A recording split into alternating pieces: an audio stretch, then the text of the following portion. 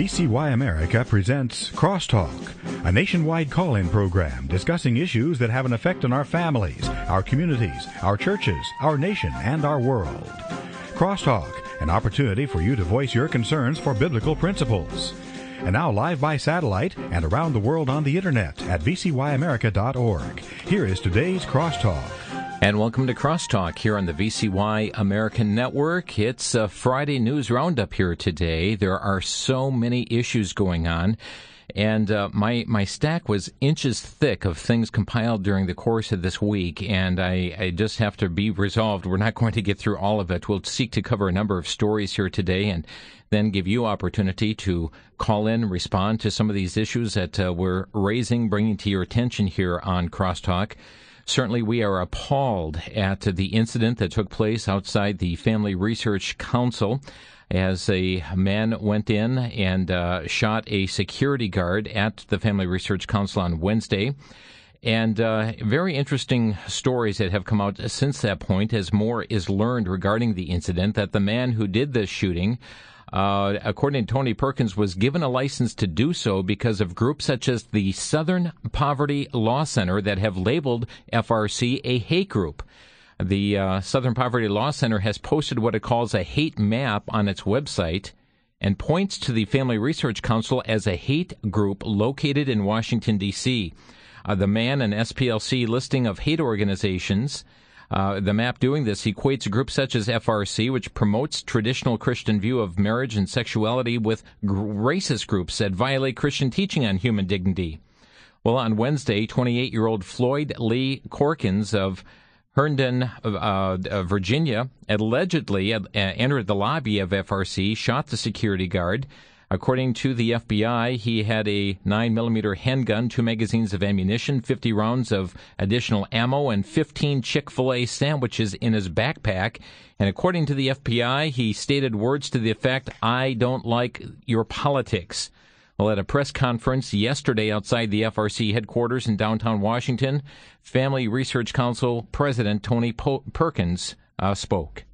Let me say this. I do also want to, and I should do this, I want to express my appreciation to the groups and organizations that we do not agree with on many public policy issues, who have also expressed their outrage at what took place here yesterday. For that, I appreciate it. I appreciate them making those statements, but I would ask them to go a step further and to join us in calling for an end to the reckless rhetoric that I believe led to yesterday's incident that took place right behind me. And that does bring me to my final point. Let me be clear that Floyd Corkins was responsible for firing the shot yesterday that wounded one of our colleagues and our friend Leo Johnson. But Corkins was given a license to shoot an unarmed man by organizations like the Southern Poverty Law Center that have been reckless in labeling organizations hate groups because they disagree with them on public policy. And I believe the Southern Poverty Law Center should be held accountable for their reckless use of terminology that is leading to the intimidation and what the FBI here has categorized as an act of domestic terrorism. There's no room for that in a society such as ours that works through differences that we have on issues in public policy through a peaceful means. Well, the suspect, Floyd Corkins, has been volunteering for the last 6 months at the Washington, D.C. Center for the LGBT community. The D.C. Center released a statement condemning the violence, which was signed by 40 other local and national LGBT groups. But during that press conference, Perkins said that designating organizations as hate groups for disagreeing with public policy positions is harmful. And the suspect that was caught in connection with the shooting, his parents, Corkins' parents, told FBI agents that their son, who lives with them, has strong opinions with respect to those he believes do not treat homosexuals in a fair manner, according to court documents cited by the Washington Times. That story on LifeSiteNews.com.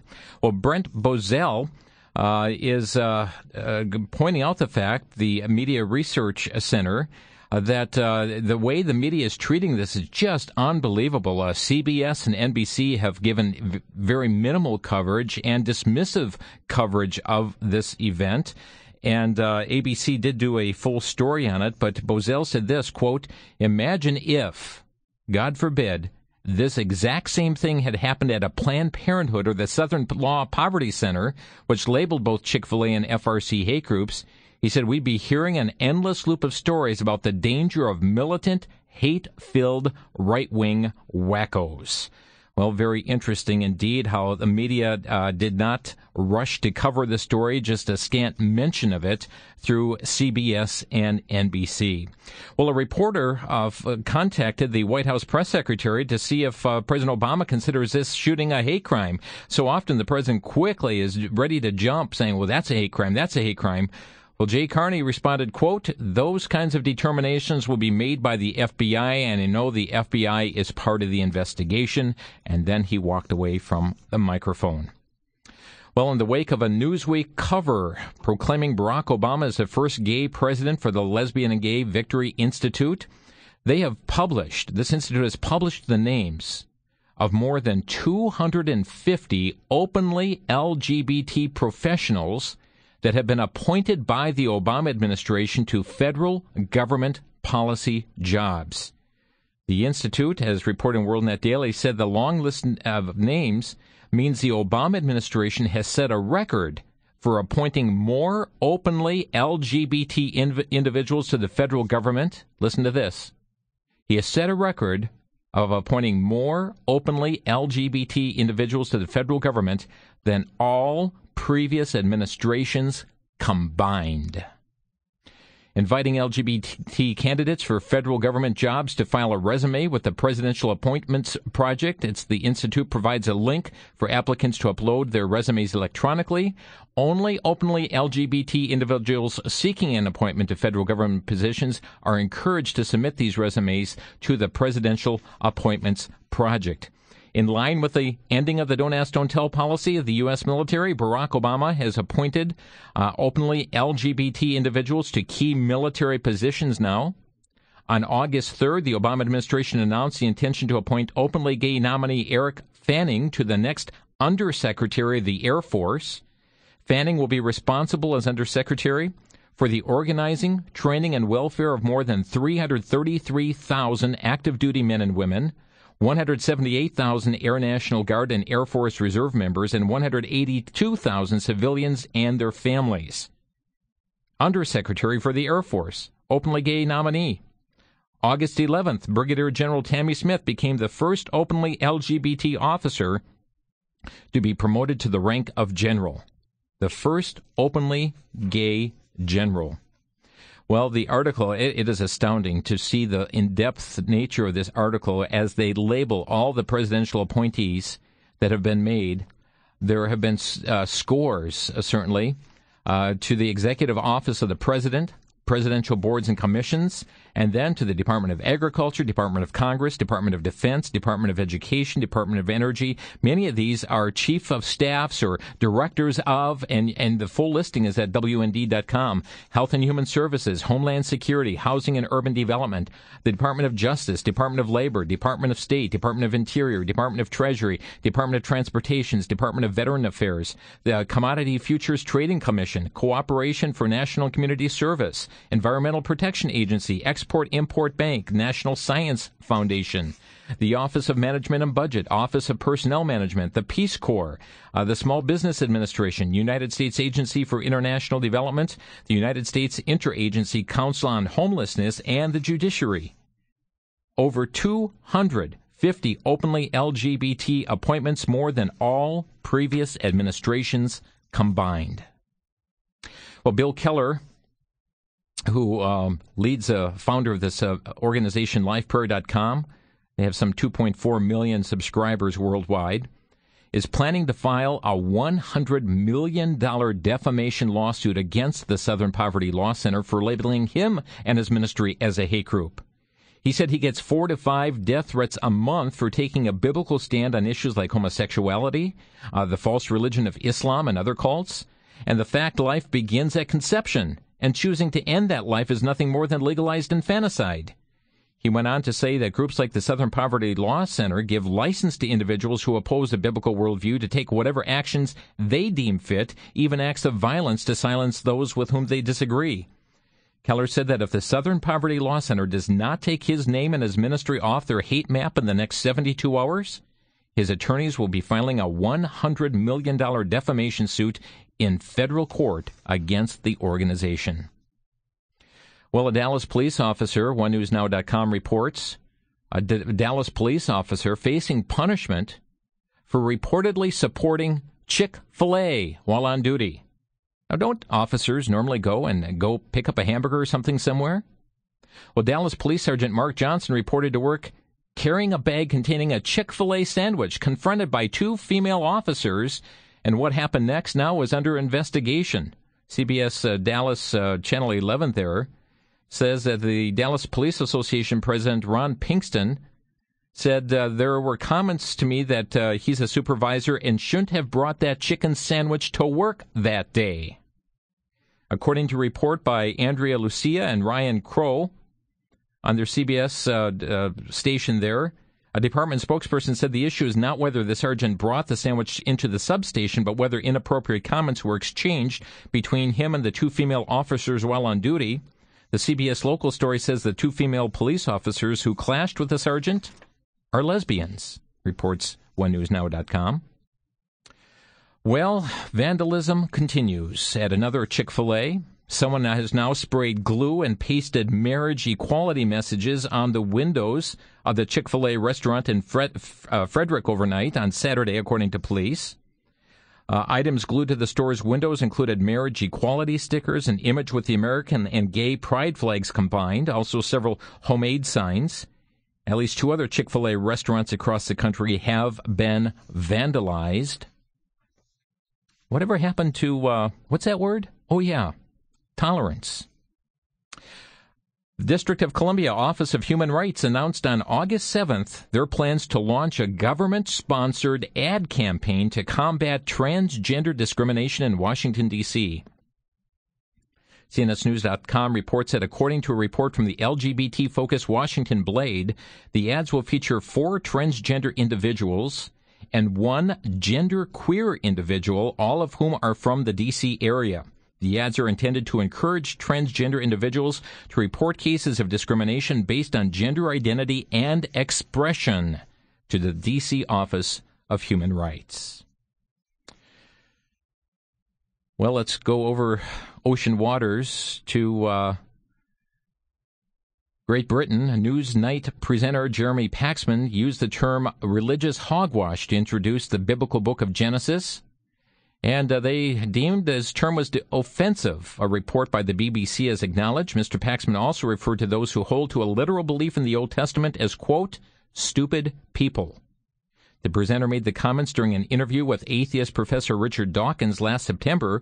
The BBC's Trust Editorial Standards Committee has acknowledged that the comments were offensive, and they concluded that the item breached the editorial guidelines of harm and offense. You're listening to our News Roundup Friday here on Crosstalk. We'll be back in 60 seconds.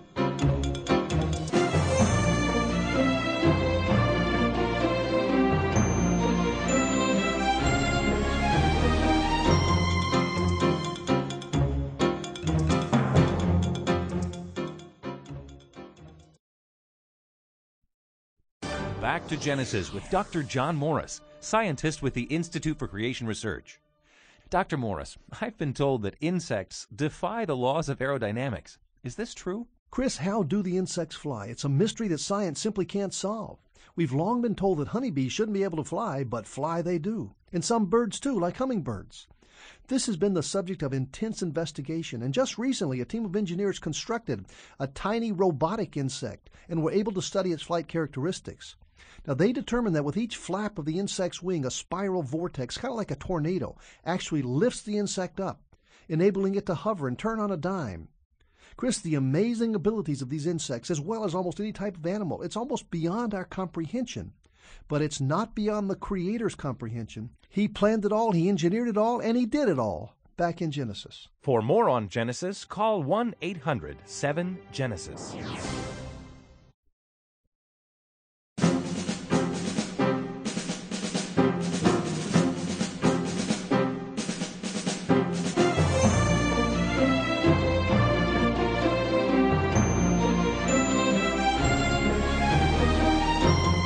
You're listening to Crosstalk on VCY America, having a news roundup day here today, covering a number of issues. We just told you about that story where the BBC has said there's a breach of editorial guidelines here, causing offense, causing those who hold to a literal belief in the Old Testament as stupid people. Well, in essence, folks, the same thing continues on. Delafield, Wisconsin, where the Lapham Peak State Park issue is continuing on. In which this play, the summer stage play that's going on, the Bible, the Complete Word of God Abridged, we brought this to your attention last week on Crosstalk. They've pulled the clip off their site, but they're still going forth with this blasphemous play that mocks Christianity, mocks the Scripture. And by the way, if you want to contact Summer Stage, all the numbers are at vcyamerica.org, but their number is 262-337-1560. Well, another interesting story on Tuesday. This is the JDGjournal.com. Tuesday, Reverend Kenneth Miller from Stewart's Draft, Virginia, was convicted of aiding in international parental kidnapping. Well, what happened? He helped a woman leave the United States, found guilty of that, instead of staying to share custody of her daughter with her ex-same-sex partner. Well, he was convicted of aiding Lisa Miller and her daughter Isabella. They left the U.S. in September of 2009. In August of 2009, a judge had ruled that he was going to grant custody of Isabella to Janet Jenkins if Lisa Miller repeatedly defied visitation orders. Jenkins and Lisa Miller were in a civil union in 2000 in Vermont. Miller conceived Isabella using artificial insemination. Both women acted as parents, though Miller is the birth mother. The couple ended the civil union in 2004 when Lisa Miller became an evangelical Christian. When she did so, she renounced her homosexuality, but her former partner was granted visitation rights when Miller was granted primary custody. And Lisa Miller had all kinds of stories as to what harmful effects this was happening to her daughter. Well, evidently, she fled the country and was aided by a Reverend Kenneth Miller from Virginia, and now is facing sentencing up to 3 years in prison. He said, quote, "I'm willing to accept the consequences of my actions. I am at peace with God. I am at peace with my conscience, and I give it over to God." Well, this past Saturday, LifeSite News and numerous sources reported that the Democratic Party's Platform Committee unanimously adopted a plank that calls for 32 states of the Union, calls them discriminatory because they do not support same-sex marriage. One plank states, quote, "We oppose discriminatory federal and state constitutional amendments and other attempts to deny equal protection of the laws to committed same-sex couples who seek the same respect and responsibilities as other married couples." The platform language also formally supports the Employment Non-Discrimination Act, otherwise known as ENDA. It's a bill that pro-family organizations say would force religious employers to violate their conscience on the issue of homosexuality. The plank also promises to work to repeal the Defense of Marriage Act and to continue the work to prevent vicious bullying of LGBT young people. Quote, "Religious summer camps, Boy Scouts, Christian bookstores, religious publishing houses, religious broadcasters, private schools and colleges, and any enterprise with more than 15 employees are among the American institutions that would find themselves targeted by the legislation," says the Family Research Council.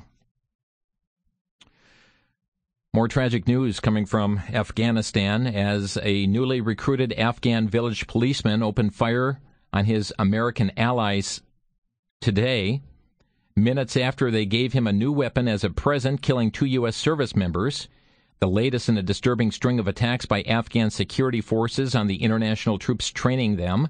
The killings in the country's far west marked the 6th time in 2 weeks that a member of the Afghan security forces or someone wearing their uniform opened fire on international forces.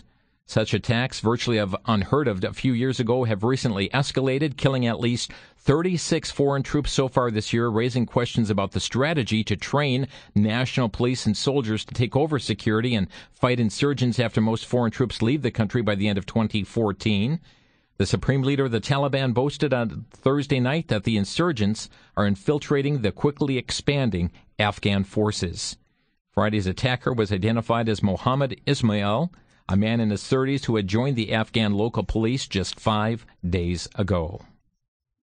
More disturbing news in our military. Suicides, WorldNet Daily reports, are among active duty soldiers in July, more than doubled from June, accelerating a trend throughout the military this year, has prompted Pentagon leaders to redouble efforts to solve a puzzling problem. The Army said 26 active duty soldiers killed themselves in July compared with 12 in June. And the July total was the highest for any month since the Army began reporting suicides in 2009. The Marine Corps had 8 suicides in July, up from 6 in June. Air Force said it had 6 in July, compared with 2 in June. The Navy had 4 in July. Suicide on the rise in our nation's troops. A critical comment, Newsmax.com, a critical comment about Medicare by Vice Presidential pick Paul Ryan was curiously edited out of the 60 Minutes interview, which aired Sunday night. HotAir.com reported that a remark by Ryan was cut and did not air, but is crucial in explaining to viewers, especially Florida seniors, that his plan does not affect senior citizens and that his own mother is a Medicare senior. Paul Ryan said, quote, "My mom is a Medicare senior.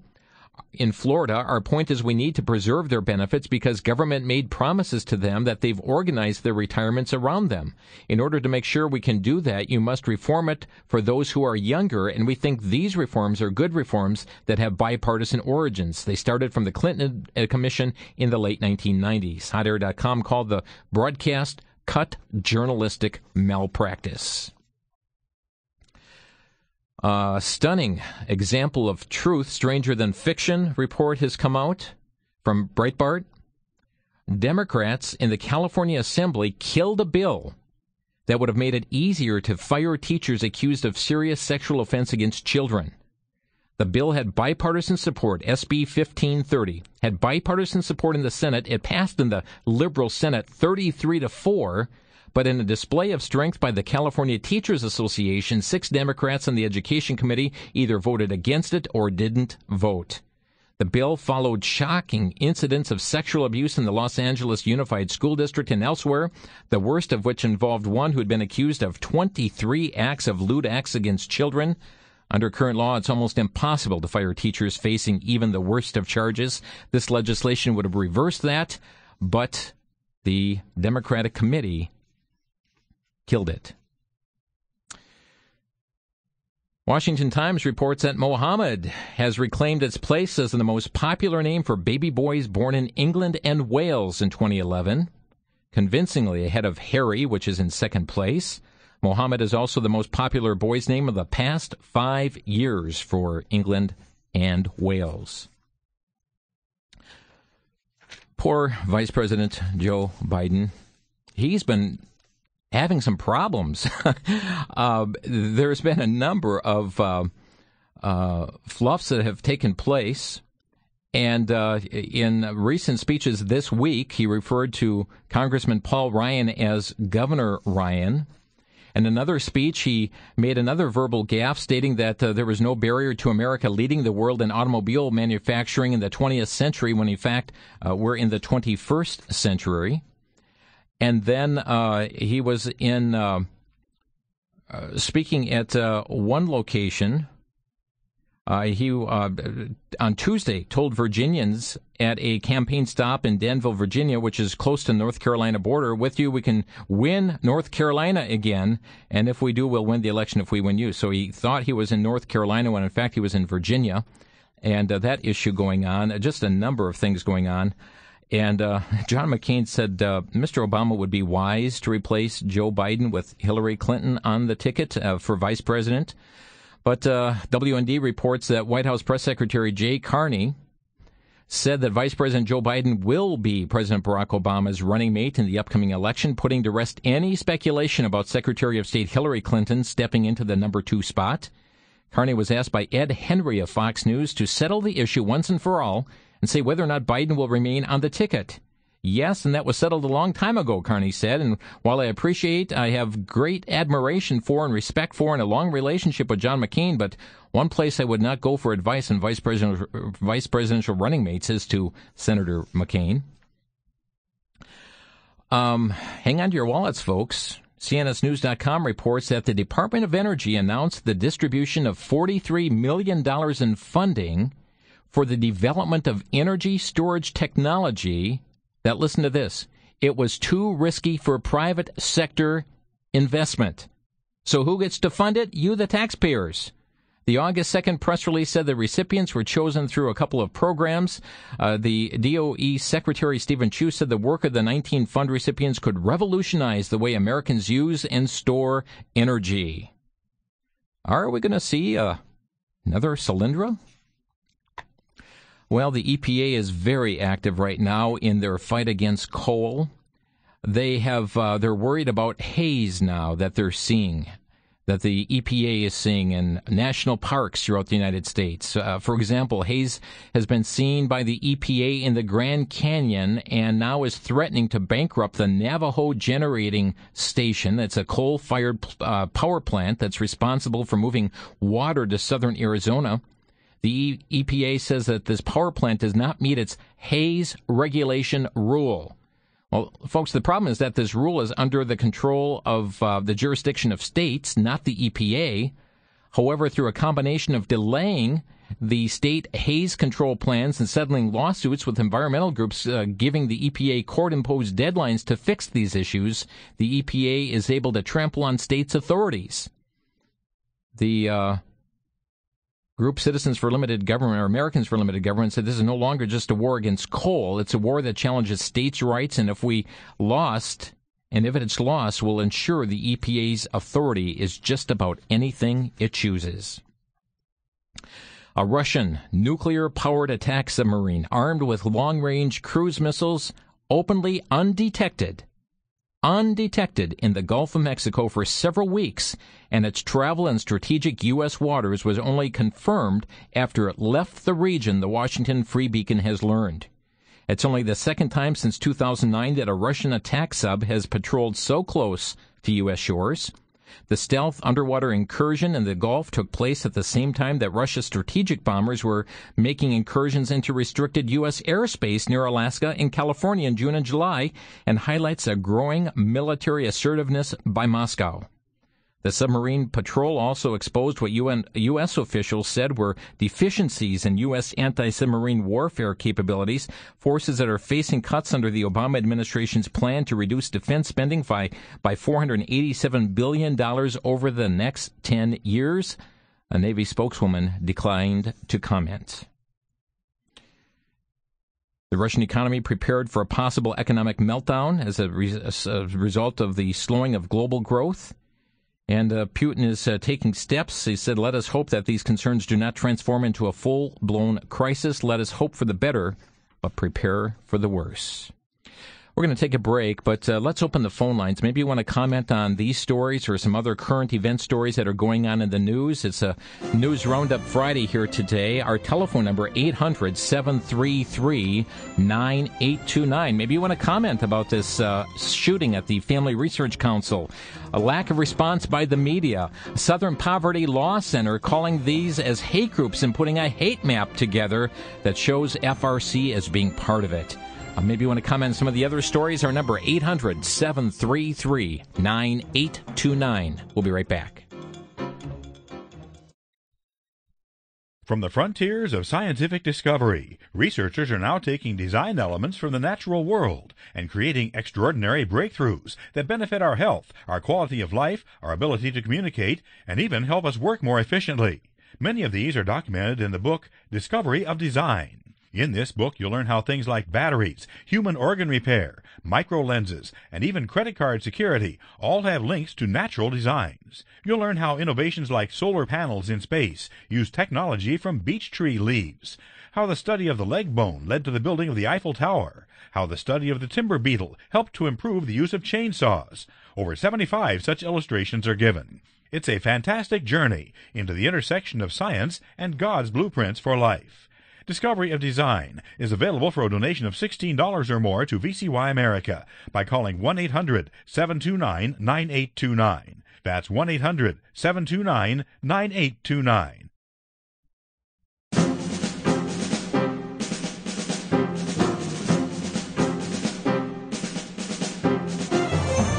We've got a news roundup Friday here today on Crosstalk. One other interesting story, I guess some of these just don't get news play, on the national scene, but this is out of Radford, Virginia.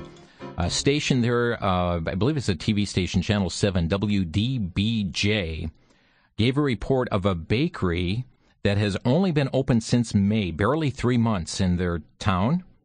And Wednesday morning, some advance teams for Vice President Joe Biden walked in, and they approached the bakery and said, Joe Biden's coming to town today. And this mom-and-pop store, Crumb and Get It, that's an interesting name, Crumb and Get It. Chris and his wife, Kelly, run the place, need all the business they can get. And here we have their advanced people coming in saying the vice president's entourage has got to, want to have a place to stop, and they would like Crumb and Get It to be their stop on the way. And to Blacksburg, was wondering if that was okay. And the owner said, well, this is an opportunity of a lifetime, but essentially said, I said, no offense to you or the campaign, I just decline you guys coming in here. At the time, the advanced person said, are you sure? There's going to be a lot of press, a lot of activity, McMurray said. Why in the world would a new business owner say no to a photo op of the Vice President of the United States? McMurray said it was President Obama's recent remarks about small business and who built what. When Crumb and Get It said no, River City Grill just around the corner said yes, has pictures to prove it. They didn't care about the politics of it. But they said no. They had built this small business. They were offended by what the president said about that you didn't build it. But the backstory that they gave in their TV newscast is so interesting that shortly after Crumb and Get It told Biden's advance people no, the Secret Service walked in. This is not a conservative news media. This is a TV station there. Secret Service walked in and told Chris McMurray, quote, thanks for standing up and saying no. And then the Secret Service bought a whole bunch of cookies and cupcakes. McMurray said he's hoping folks will understand he just want to be part of a photo op for an administration whose policies he doesn't agree with. Well, let's take your calls here today at Crosstalk to get your thoughts on some of these news-related issues. We're going to begin in Bayview, and Mike, you're on the air. Yeah, hi, Jim. Geez, we sure have plenty to pray about, don't we? Oh, we sure do. Oh, man. In this summer stage thing, we did get a list of your contact numbers, and I've been calling, and it seems the one person that I did get the chance to talk to, she agreed to disagree, and she knew the Bible, and we were, of course, we weren't doing it the right way. We were judging people, and... Well, when you think about this, Mike, if, we just had this horrific shooting at the Sikh temple in Oak Creek, Wisconsin. Can you imagine the uproar of the community if they would take the Sikh's holy book and open it up and openly mock it and poke fun of it and make jokes about it? The community would come unglued. Think if they did this with the book of the Quran, the book of Islam, and mocked the Quran, the ungluing that would take place of the community. That's right. And I mentioned that to him. I said, why don't you do that for the Prophet Muhammad? I says, you'd be afraid you'd be losing your head over it. And then I mentioned to him, I said, you shouldn't be worrying about just them cutting your head off. I said, you should be worried about the God Almighty going back 4 generations to come after you. I don't know. It's just a battle we're going to have to continually fight, I believe. And I told her there was 11 places in the Bible that said something about blasphemy and 6 about mocking God, and I don't know. We're just going to have to continually pray and fight until the Lord comes, and I am afraid He's not going to be far behind. Well, Mike, I appreciate your calling and letting us know the involvement you took. We do have the listing of the board of directors on our website, Summer Stage's phone number. Same with the Department of the DNR, Department of Natural Resources. He said, listen, we got this contract. There's nothing we can do. But at the same point, if this would be something that would be mocking the Sikhs' holy book or the Quran, I'm sure the state would be intervening and saying, hey, you've gone too far here. Oh, you bet. And I've got Matthew Maloney. I left him I left him a message yesterday. He did call back, and he said he wouldn't be in the office until Monday. So I'll have a little talk with him on Monday. I don't think we're going to be able to change it, but... Thanks for the call here, Mike. We're trying, Jim. Okay, God bless you guys. Sure. Have a good day. Yeah, they've got 8 performances scheduled, 8 performances of mockery of Scripture and of biblical Christianity, more than any other performance of the whole entire summer, 8 nights dedicated to this. And again, their phone number at Summer Stage, 262-337-1560. You can get more info at vcyamerica.org. Let's go to Port Huron, Michigan. Harry, you're on the air. Yeah, Jim, thank you very much for all the news stories. And I very concerned about the SPLC saying that this one Christian ministry is a hate group. I'm glad that he is holding them accountable. Yeah. I wish more Christian groups, I wish the FRC would do the same thing with them because... And I know, people say, well, we're supposed to be Christ-like. Well, I think there comes a limit to that. And I think in this country, we better fight for the freedom we have or we're not going to have it. And to be mislabeled as a hate group, which they're not, you got to stand up for yourself. So that's my thinking on it. Thank you, Harry. Appreciate your call. Thanks a lot. By the way, Social Security Administration put out a bid for 174,000 hollow point bullets, and they were asked, why are you getting these bullets? Why are you bidding out, getting bids on bullets? And they stated that they have 295 special agents who work in 66 offices across the United States. Investigators have full law enforcement authority, including executing search warrants and making arrests, the blog post states. They say their investigators are similar to state and local police. 174,000 hollow point bullets by Social Security Administration. That comes out to 590 rounds per agent, 2,636 rounds per office. Okay, to Jan, you're our next caller. Go ahead, you're on the air.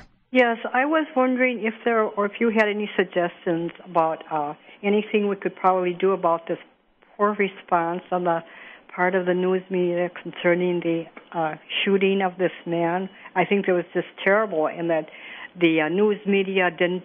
I mean, I never would have heard about it if I hadn't heard it, over VCY. Mm-hmm. So I was wondering if there was anything that we could do to make the news media aware that they're really, ignoring certain things that are very serious. Yeah, I mean, and I don't have numbers before me, but calls to CBS, calls to NBC, these are the two primary groups, media outlets that just, hardly covered the story at all. Calls to your local affiliates, calls to their national news organizations certainly is in order. But that's why so many people are choosing alternative media as far as getting their news and information from, and are just turning these networks off because of not only the bias, but I mean what we're seeing here is very blatant bias taking place. Mm-hmm. Mm-hmm.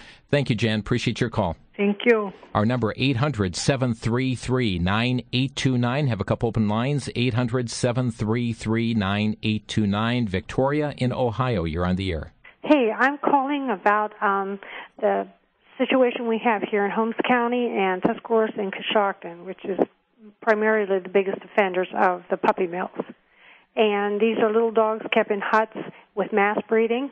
And so I'm calling because there's been legislation after legislation passing through our House of Representatives and Senate to do something about this situation. Now, we'd like to see the people that live here, we'd like to see these puppy mills completely shut down. And by, passing one bill after the other, it's just more regulation. Nothing is ever done about this stuff, and these little dogs are just suffering. You can't even call on abuse for these dogs because it's all under the USDA. Now, I wonder how many people out there who've seen a puppy mill, how horrible they are, know that their tax dollar is paying for these dog mills. Thank you, Victoria, for bringing that issue to our attention here today. And that's taking place in what community? One of the biggest offenders here in Ohio is the Holmes County, Coshocton, and Tuscarawas area. And like I said, these little dogs, if you've ever seen one of them in the huts, they're kept, like sometimes they can put somewhere between 5 and 30 dogs in one of these huts. They're kept in cages for their whole life, and they're just bred over and over and over till the death of the dog. A lot of people don't know that. It's a very hidden secret here. People are finding out, though. We're trying to get it out on the radio so people will be more aware of it. We've spoke to the USDA secretary over the whole United States, the deputy, and he came here to Holmes County and never looked at one puppy mill. Wow.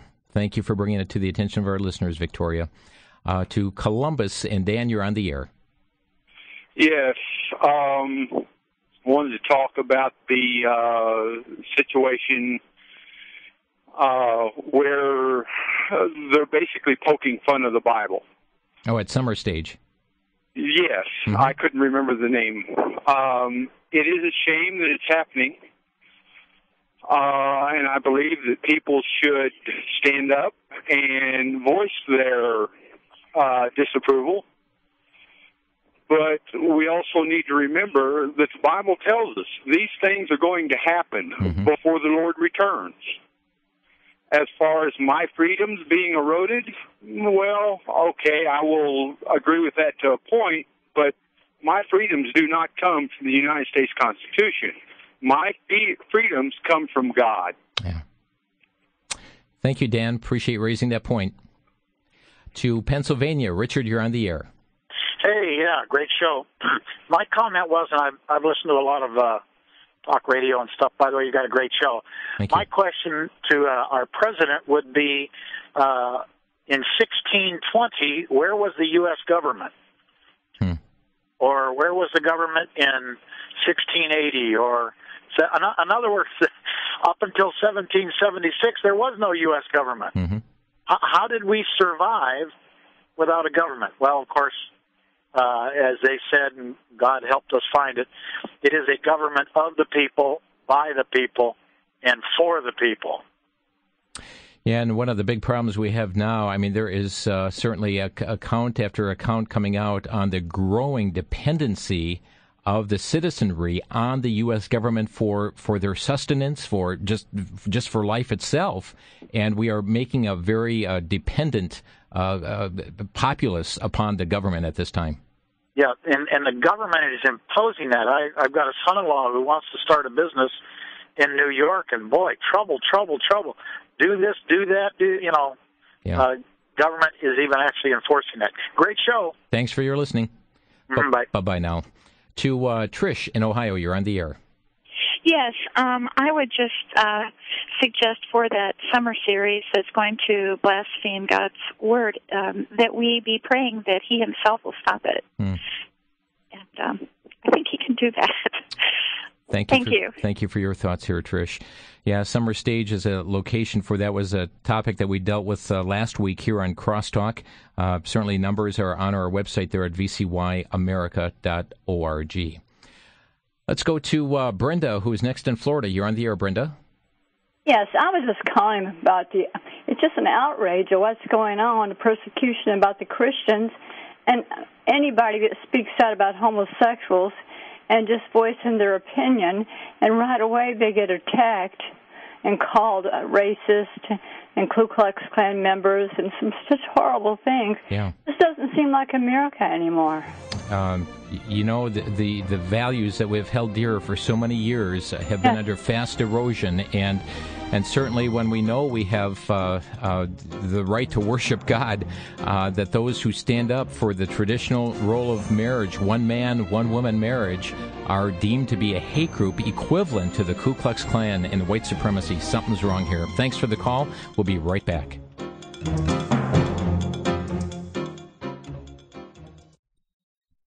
For the Worldview Weekend Minute, I'm Brandon House. Our website's worldviewweekend.com. Recently, New Age Mormon Glenn Beck was assembled with a group of evangelical pastors, Word of Faith, and Catholic priests, in which he declared, quote, America is necessary for his, God's, work to be done, end quote. I read nowhere in the Bible that God needs America. However, Mormon eschatology teaches that the Mormon Church is supposed to be the outpost for the global LDS Church and that Jesus will return to Independence, Missouri and set up his kingdom there in the New Jerusalem. In fact, on August 3rd, 1831, Joseph Smith dedicated a plot of ground in Independence, Missouri, where the temple is to be built just before the return of Jesus Christ. Mormon eschatology teaches that Jesus Christ will sit in the temple and rule his earthly kingdom. Could this eschatology of the Mormon Church be one reason why Glenn Beck, a Mormon, believes God needs America? My friends, I believe God does not need us to mix pagan spirituality with biblical Christianity.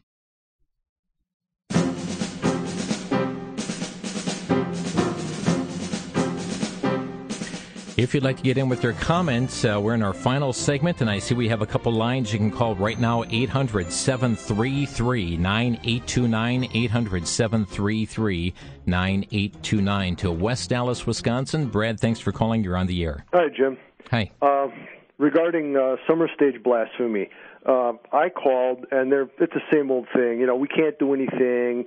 Summer stage did the paperwork. Baloney. If this was Islam, this was the Quran, it would be shut down, period. Yeah. Paperwork or no paperwork. That's right. Second, Southern Poverty Law Center. They're real good at calling people names, you know, like hate organizations, hate this, hate that. The left is always defaulting to name calling because that's all they've got. And finally, I got something for the paper president. When he says, oh, you didn't build that business alone. Somebody else did that. Well, I got something for you, Obama. The government didn't make those roads alone. The government didn't make those bridges alone. They took money from our fathers, our parents, our grandfathers, our grandparents, and they used that money to build that. And the builders were American citizens. This was not something that the government did alone. Somebody else did that. What do you think of that? Oh, hey, there's one more thing here. Yeah. Oh, is that video, the trailer on the summer stage still on YouTube? I haven't checked recently. I don't know. Okay, but that's where we found it, though. Yeah. I just wanted people out there to know that. Thanks, Brad. Sure. Bye-bye now. To Nebraska. Beth, you're on the air. Hi. Well, I heard your comments about the regulatory agency they're wanting to create to control the haze that they're seeing out in the western states and in the national parks. Well, we're seeing haze this summer, but it's from all the fires. We've had over 75,000 acres to the west of us in Nebraska burn. Wyoming, we went out that way earlier in June. There were fires, in July, and there were fires out there. The one in Colorado has been one of the biggest ones ever in that state. Washington's had fires. And that haze is in the air, and I had some people from Ohio tell me that it was affecting their sunsets, what they were seeing, and they were trying to figure out why, and we determined that's what it was. So is this not preposterous that they would use that to create an agency or more federal control and take it away from the state, when really the federal has done very, very little to help with these fires? Beth, thanks for raising that point. I mean, we're talking about those naughty, naughty coal plants out there. Oh, it's just unreal that they can get by with some of that. But anyway, thanks for taking my call. Thanks for your call. To Tennessee, TK, you're on the air. Yes, Jim, it's very, very important for me to reiterate what one of your former callers said about traditional values and then being attacked. I mean, remember when the contestant for the Miss USA contest, Carrie Prejeans, expressed her stance on traditional values? Mm-hmm. And this was an opinion, and she was attacked by one of the judges. I mean, honestly, regardless of which side of the issue you're on, you should still be able to express and voice your opinions on traditional values. Thanks, TK. To Mitchell, South Dakota. Tom, you're on the air. Yes, I'm already running out of time, but did you hear about Obama and Secretary Clinton redefining our borders up north and allowing Russia to have 2 or 3 very important islands without anybody giving them permission to do that? I'm not familiar with that, Tom. Okay, just thought I'd lay it out there. What's your source of information? It was on another report, another talk radio person, and they had done some research on it, and that's all I've got. It's a kind of a gossip, but it's scary if that's what's going on. Thank you, Tom. To Pensacola, Florida, and Michael, you're on the air. Yes, sir. Real quick, I just wanted to know that I'm a Black American, and a lot of times in your program here, you send people and your announcer yourself. We talk about the value system in America, and my question is, what was this value system at back when slavery was imposed, and even in the 30s and 40s? I'm sorry, Michael, you're coming through real blurry here right now. I think it's a bad connection, but can I have you just slow down a bit with your comment here? Yes, I'd just like to know, where was the value system in America at in the 1900s and 1930s, 40s, and 50s for Black Americans? Where was the racism? No, the value system. The value system. Yes. Where was it at that time? Yes, sir. Well, it was such in which we used the things like the New England Primer for teaching kids how to read, in which the Bible was often used as a basis for it. It was God was not banned from our schools, but it was a society that certainly was one that certainly welcomed God not only in the classroom, but the morals. We have seen just a steady decay that's taken place.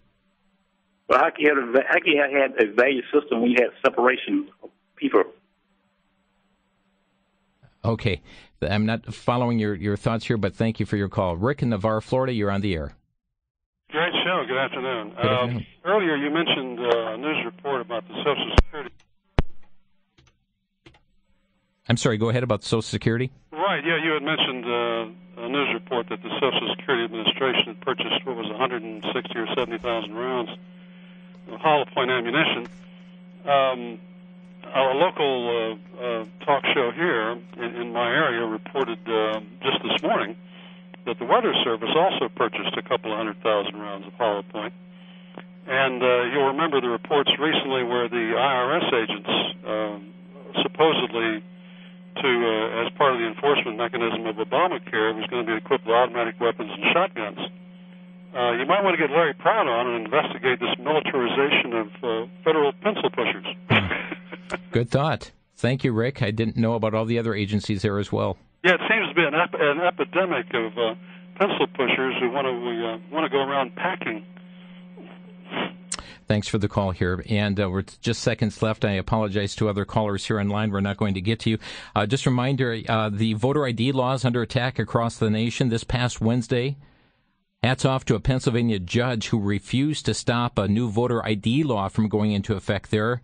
And opponents are expected to file an appeal, give an appeal within a day or two in the state Supreme Court as the November 6th presidential election comes closer.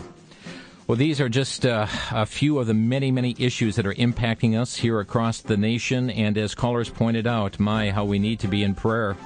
Pray for our nation, and certainly to stay informed on these vital issues, and Crosstalk like a watchman on the wall to certainly give alarm to the issues that are coming before us. Trust you'll have a great weekend. Thanks for joining us today here on Crosstalk. You've been listening to Crosstalk via satellite and the internet from VCY America. Views expressed may or may not be those of this station. For a CD of today's program, send a donation of $6 or more to VCY Take Ministry, 3434 West Kilbourne Avenue, Milwaukee, Wisconsin, 53208. Or download by RSS or podcast from crosstalkamerica.com. And join us again for Crosstalk.